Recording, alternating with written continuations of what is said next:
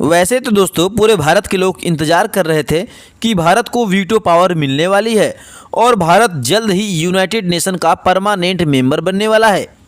लेकिन इन सब की बात चल ही रही थी कि इसी बीच भारत और इजराइल ने मिलकर यूनाइटेड नेशन के साथ बहुत ही बड़ा खेल कर दिया है। और भारत को ऐसा इसलिए करना पड़ा क्योंकि देखा जाए तो फ्रांस, ब्रिटेन, अमेरिका और रूस के साथ साथ अन्य सभी देशों का समर्थन मिलने के बावजूद भी अभी तक भारत को यूनाइटेड नेशन का परमानेंट मेंबर नहीं बनाया गया है।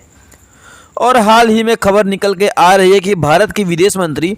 एस जयशंकर ने सीधे तौर पर यूनाइटेड नेशन को ही तगड़ी फटकार लगा दी है और घुमा फिरा कर यह बात भी कह दिया कि भाड़ में जाए तुम्हारा यूनाइटेड नेशन, क्योंकि इतने सारे देश का समर्थन होने के बावजूद भी यूनाइटेड नेशन ना तो भारत की अहमियत समझ रहा है और ना ही दुनिया भर में चल रहे युद्ध को शांत करा पा रहा है। बल्कि देखा जाए तो जिन देशों के पास वीटो पावर है वह देश खुद उल्टा युद्ध में कहीं न कहीं इन्वॉल्व है और आग में घी डालने का काम कर रहे हैं। और इसीलिए इजराइल ने तो यूनाइटेड नेशन के जो चीफ हैं उनको पूरी तरीके से इजराइल में बैन कर दिया है और उन्हें अपने देश में प्रवेश करने से रोक दिया है। और अगर इसके बावजूद भी यूनाइटेड नेशन के चीफ इजराइल में पाए जाते हैं तो उन्हें उठाकर जेल में बंद किया जा सकता है। भारत और यूनाइटेड नेशन से जुड़ी हर खबरें थोड़ा जटिल जरूर है, लेकिन इन सबको एकदम आसान शब्दों में समझने वाले हैं। लेकिन आगे बढ़ने से पहले इस वीडियो को लाइक करके चैनल को जरूर सब्सक्राइब कर लीजिए, क्योंकि यह आपके लिए 1 सेकंड का काम है, लेकिन इससे हमारी काफ़ी बड़ी मदद होती है। अगर आप भी इंटरनेशनल खबरों में रुचि रखते हैं तो भी चैनल को सब्सक्राइब कर ले, क्योंकि यहाँ पे आपको हर एक जानकारी बिल्कुल सही और सटीक तरीके से दी जाती है। दोस्तों दरअसल पूरा देश चाहता है कि यूनाइटेड नेशन सिक्योरिटी काउंसिल में भारत को अस्थायी सदस्यता मिले और भारत के पास भी वह ताकत होनी चाहिए जो कि चीन के पास है। यानी कि भारत को वीटो पावर मिलनी चाहिए, क्योंकि भारत अब उस मुकाम पर पहुंच गया है जिस पर बाकी के अन्य 5 देश हैं जिनके पास वीटो पावर है। और देखा जाए तो चीन के पास वीटो पावर होने और यूनाइटेड नेशन का परमानेंट मेंबर होने के कारण इन्होंने पिछले कुछ सालों में बहुत तरक्की की है और इसका खूब फ़ायदा भी उठाया है। क्योंकि कई बार देखा गया है कि जिस मामले में भारत के फ़ायदे की बात होती है, यहाँ तक कि जहाँ पर दूसरे देशों में भारत का एक्सपोर्ट और वैश्विक व्यापार बढ़ने की बात आती है, उन प्रस्ताव को किसी न किसी बहाने से चीन वीटो पावर का इस्तेमाल करके रिजेक्ट कर देता है और दूसरी तरफ उन प्रस्ताव को आगे बढ़ाने की कोशिश करते हैं जहाँ पर चीन का खुद फ़ायदा होता है, फिर चाहे उससे दुनिया को नुकसान ही क्यों ना हो। बस केवल चीन को अपना ही फायदा दिखाई देता है और भारत इसी अस्थायी सदस्यता और ताकत को लेकर हमेशा से विरोध करता आया है। और भारत का कहना है कि केवल 5 देशों के पास ही वीटो जैसी एक्स्ट्रा ऑर्डिनरी पावर होना कहीं न कहीं भारत और बाकी के अन्य देशों के साथ अन्याय है, जो लगातार अपने देश को विकास के रास्ते पर ले जा रहे हैं। और किसी भी मामले में बाकी के 5 देश जो पीछे नहीं है, क्योंकि यह बात दुनिया जानती है कि इस समय भारत मिलिट्री पावर के मामले में तीसरा सबसे बड़ा देश बन गया है और अर्थव्यवस्था के मामले में 5वां सबसे बड़ा देश है। लेकिन इसके बावजूद भी यूनाइटेड नेशन का परमानेंट मेंबर में ब्रिटेन, रूस, फ्रांस और चीन बने हुए हैं और उनके पास वीटो जैसी पावर है। लेकिन भारत जो कि 5वीं सबसे बड़ी इकोनॉमी है, उसका नाम 5 देशों की लिस्ट में कहीं भी नहीं है। और आपको बता दें कि पिछले 1-2 सालों से नहीं बल्कि 10 सालों से भारत यह बात कहते आ रहा है कि यूनाइटेड नेशन में बदलाव होना चाहिए और पुराने नियमों को बदलकर समय के साथ यूनाइटेड नेशन में और भी देश को परमानेंट मेंबर बनाना चाहिए और जो देश इसके लिए कैपेबल है उनको भी वीटो पावर देनी चाहिए।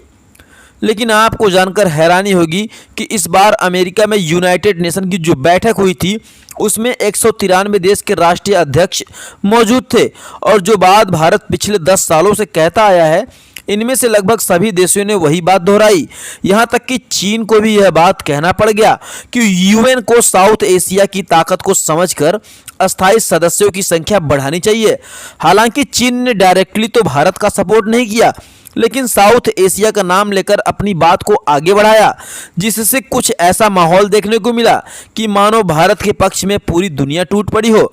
और बताया जा रहा है कि इस मीटिंग के दौरान एस जयशंकर ने अपनी बात सामने रखी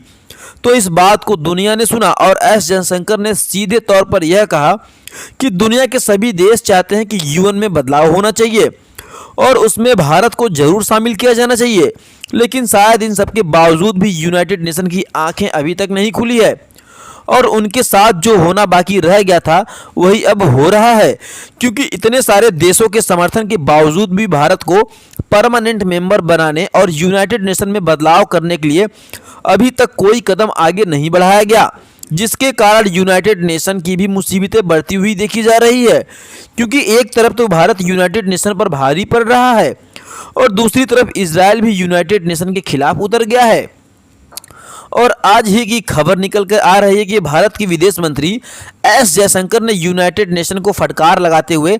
एक पुरानी कंपनी बताया जो कि मार्केट और बदलते समय के साथ बदलना नहीं चाहती है